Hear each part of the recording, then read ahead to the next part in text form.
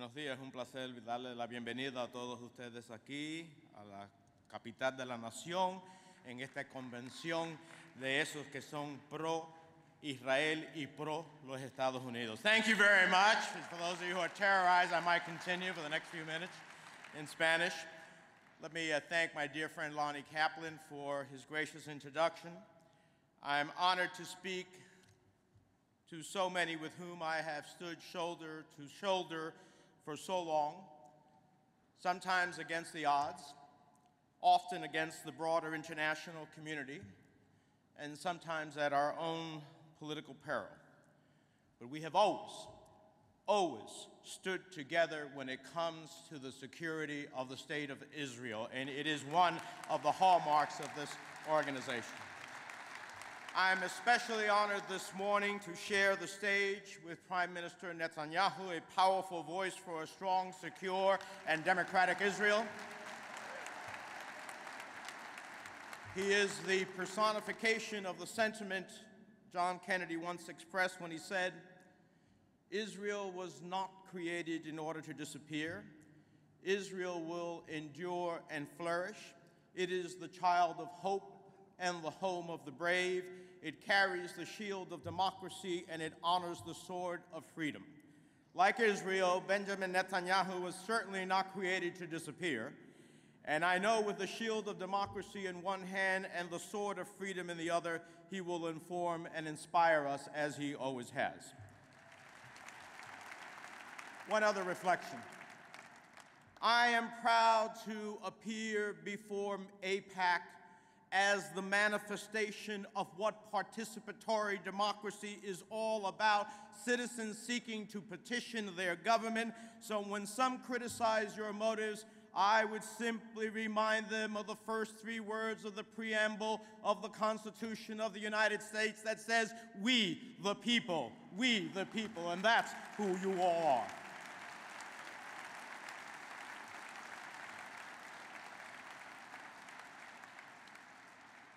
When I addressed this forum last year, I said that Israel and the United States have always agreed on the strategic imperative that Israel be able to defend itself no matter what blooms from the shifting sands of the Arab Spring.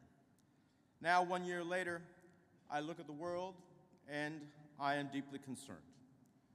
The spread of radical Islamic fundamentalism from the Hindu Kush to the Maghreb and across what King Abdullah called the Shia Crescent, the arc of unrest from the Gulf to the Mediterranean, has become a long winter of discontent that threatens an entire region and strengthens the worst players in the region. And it makes the regional and geopolitical outcome less predictable and increasingly dangerous for Israel and the United States. Israel is in an increasingly dangerous, unstable, and predictable neighborhood, making the strategic partnership with the United States even more imperative. Together, we are a pillar of regional stability. Together, we are shining examples of democratic values and the benefits a strategically deep partnership can bring. Together, Israel and the United States have much more than military allies. We have collaborated on science and technology, economic and agricultural issues, as well as on our security. But when it comes to military cooperation between our two nations, I'm proud to continue to take our security relationship with Israel to unprecedented levels.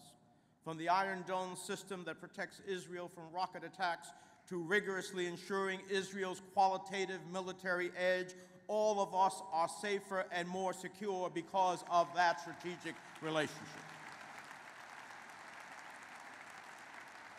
Now, I have led the Senate Foreign Relations Committee in finding the best way forward in the region. On Syria, my committee's authorization for the use of military force last September was the reason Assad agreed to dismantle and destroy his regime's arsenal of chemical weapons. He decided to comply with the will of the international community only when he perceived U.S. military action to be imminent, clearly demonstrating that our willingness to use our military power can be a force for positive change. Let me say, Sometimes hindsight is 20/20, and we may look back on that resolution as a missed opportunity to end the violence before it metastasized into an inoperable situation. Time will tell. Going forward, however, I think the United States must reassure its partners, particularly in the Gulf, that we will not take the military option off the table when that force can be used to achieve clearly defined national security outcomes. At the end of the day, I have led the committee in an effort to promote political and economic reform across the region and globally, with a willingness to project the strength of our military when necessary and the power of our values wherever and whenever democracy takes hold and people embrace the rule of law and good governance policies. I can assure you that I'll continue to lead the Foreign Relations Committee on the dual tracks of military power and the power of our democratic values embedded in the U.S.-Israel strategic partnership. In my view, both are needed if we are to protect our national security interests at home and the security of our friends around the world. And that, excuse me for one moment, simply I want to say that includes the security of the Ukraine. Let me say Russia's actions constitute a clear violation of international law and demand a swift and coordinated response from the international community to support Ukraine and counter Russian efforts to annex it. The Senate Foreign Relations Committee is, as we speak, developing a bipartisan legislative package to provide critical support to the Ukraine and at the same time pursue a menu of sanctions for those who violate international law. You must say what you mean and mean what you say, and that is what we intend to do.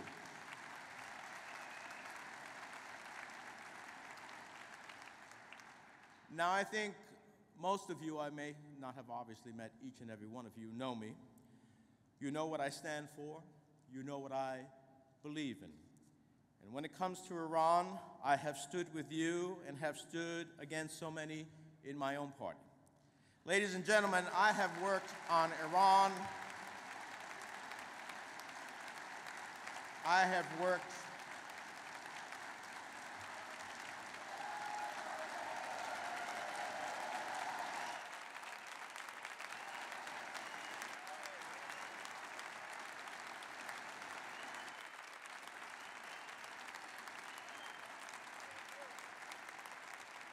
Ladies and gentlemen,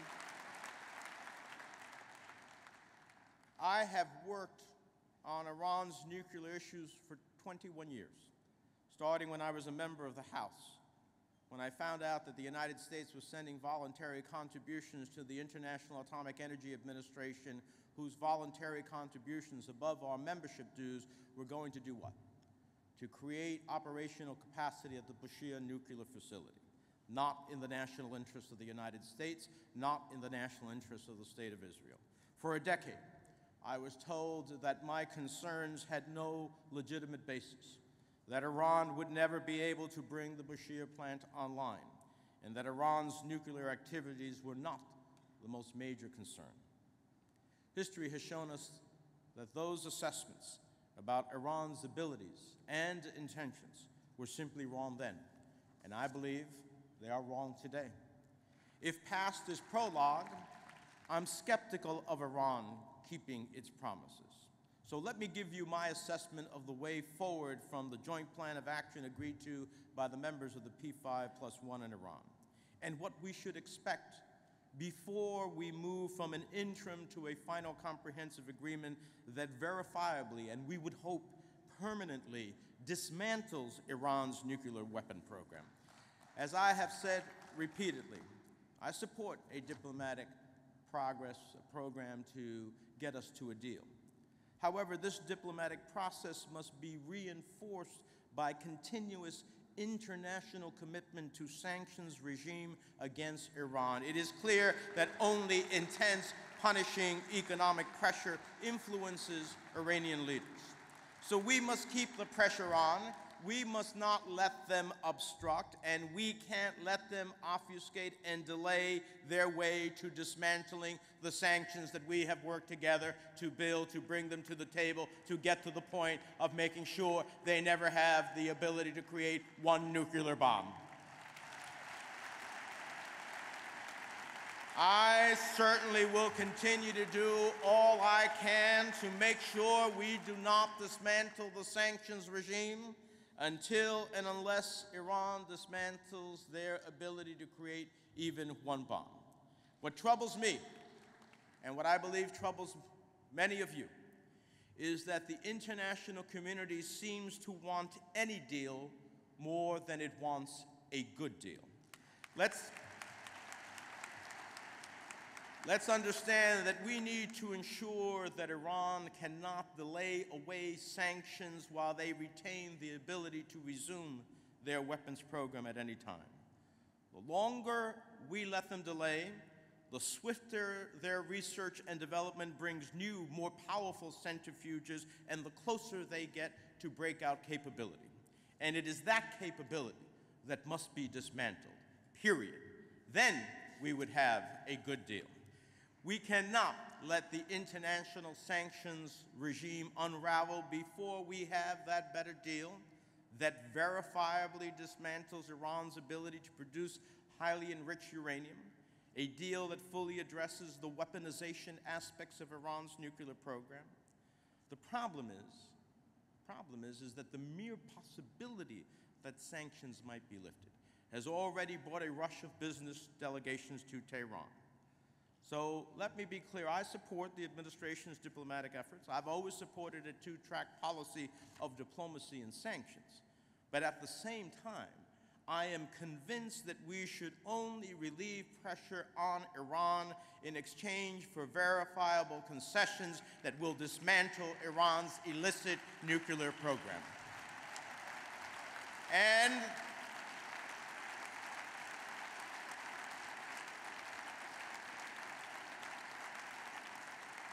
that we do that in a way that sends alarm bells from Vienna to Tel Aviv to Washington should Iran restart its program anytime in the next 20 or 30 years. And I'm here unequivocally to state my intention as chairman of the Senate Foreign Relations Committee to make absolutely certain that any deal we may reach with Iran is verifiable, is effective, and prevents them from ever developing even one nuclear weapon. But based on the parameters described in the Joint Plan of Action and all I've heard in briefings and recent Iranian actions, I am very concerned. This is not a nothing ventured, nothing gained enterprise. We have placed our proven effective international sanctions on the line without clearly defining the parameters of what we expect in a final agreement. And that's why the letter that we have joined together in a bipartisan basis that I think many of you will be going to the Capitol to ask members to sign is incredibly important, because it outlines the essence of what that final agreement that would be acceptable is. To those who believe that if negotiations do not result in a deal, or if Iran breaks the deal, we can always impose new sanctions, let me be very clear. If negotiations fail, or if Iran breaks the deal, we may not have time to pass new sanctions. New sanctions are not a spigot that can be turned on and off as suggested. Even if Congress were to take up and pass new sanctions at the moment of Iran's first breach of the Joint Plan of Action, or if they do not reach an agreement that is acceptable, there will be a lag time of 6 months to bring those sanctions online, and at least a year for the real impact to be felt. And this would bring us, according to scientists that have testified before our committee, beyond the very short time that Iran would need to build a nuclear bomb, especially since the interim agreement does not require them to dismantle anything. It basically freezes their capability as it stands today. So let everyone understand, if there's no deal, I don't believe we will have sufficient time to effectively impose new sanctions before Iran could produce a nuclear weapon, leaving the West with only two options: a nuclear-armed Iran or a military action. I believe that we can prevent those being the only two options by the legislation that we have proposed with Senator Kirk in a bipartisan effort to prospectively create sanctions so that the Iranians will put that as part of their equation.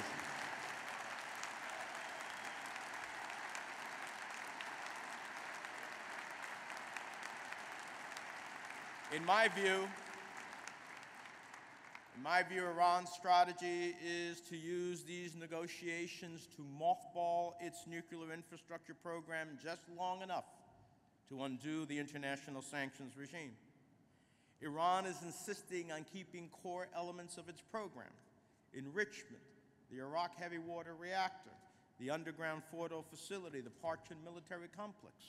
And while they may be subject to safeguards so that they can satisfy the international community in the short run, if they are allowed to retain their core infrastructure, they could revive their program sometime in the future. Bottom line, if they get their way, they dismantle virtually nothing. And we got the sanctions that are the one reason the Iranians are at the table at all. The fact is, Iran is simply looking to lock the door on its nuclear weapons program, and should they walk away later from the deal, as they have in the past, they can simply unlock the door and continue their nuclear weapons program from where they are today. And if that sounds familiar, it should. It sounds a lot like North Korea. And let's not forget that despite diplomatic entreaties to the Iranians in recent years, where hands were extended and secret talks were pursued, Iran has grown its support and advocacy for terror. The history of Iranian terror against U.S. citizens and interests is lengthy, robust, and grounded in the view that the United States is the great Satan. Its funding and support of Hezbollah that has carried out attacks against American interests continues. 241 American servicemen died in the 1983 Marine Corps barracks bombing in Lebanon, 19 in the Khobar Towers bombing in Saudi Arabia. In recent years, we've traced responsibility for lethal actions against American troops in Iraq and Afghanistan, as well as the planned attack on the Saudi ambassador in a Washington restaurant in 2011, all to Iran. Today, Iran is actively sponsoring the proxy war in Syria, spending money, weapons, and fighters every week, no, every day. Simultaneously, it is sponsoring attacks against Sunnis in Iraq and promoting regional sectarian violence that could easily result in a broader regional conflict. Make no mistake, while they are smiling at our negotiators across the table, they are plotting in the back room. With all of this in mind, I believe in the wisdom of the prospective sanctions that I have proposed. I believe in the lessons of history that tell us Iran cannot be trusted to live up to its word without external pressure. I believe that an insurance policy that guards against Iranian obfuscation and deception is the best way forward. The fact is, Iran's nuclear aspirations did not materialize overnight. Make no mistake, Iran views developing a nuclear capability as fundamental to its existence. It sees the development of nuclear weapons as part of a regional hegemonic strategy to make Tehran the center of power throughout the region.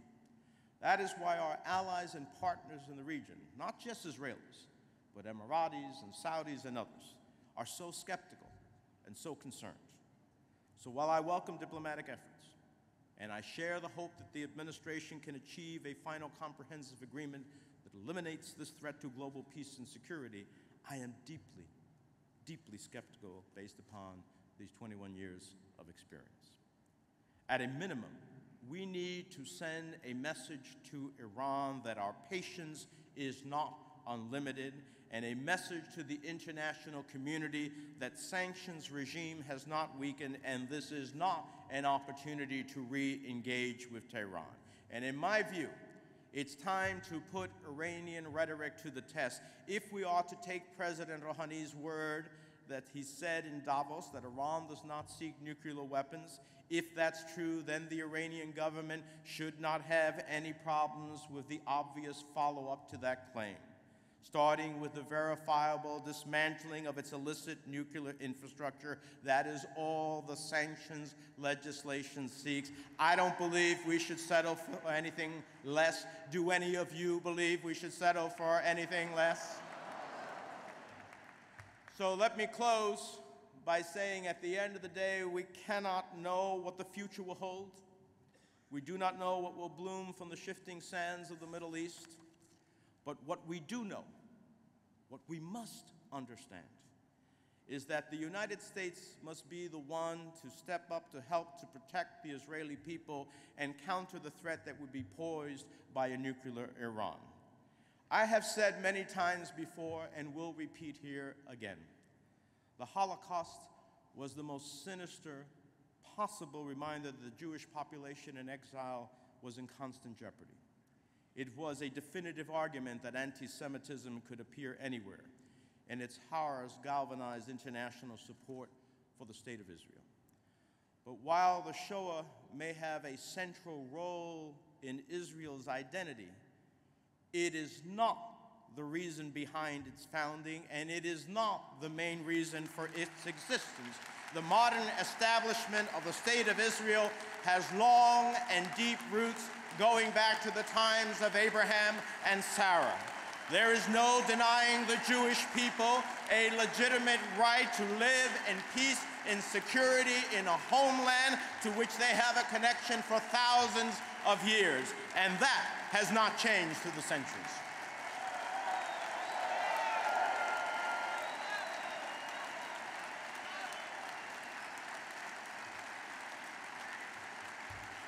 Too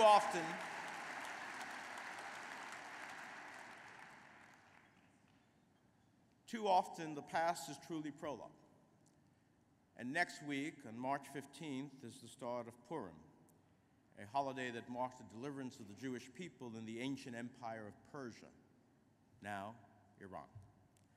As the story goes, a plot had been hatched to destroy all Jews in the Persian Empire, but Mordecai and his adopted daughter Esther foiled the plot, and the day of deliverance became a day of celebration and feasting. The parallel is all too obvious when it comes to the situation today in the Middle East and the protection of the Israeli people from the threat posed by a nuclear Iran. Let us pray that if that time should come, together we will be like Mordecai and Esther, and we shall fail and foil Iran's nuclear threat and deliver the Jewish people again, as well as to protect the world from a nuclear threat. That is our prayer, and that is what we are going to work to achieve. Shalom.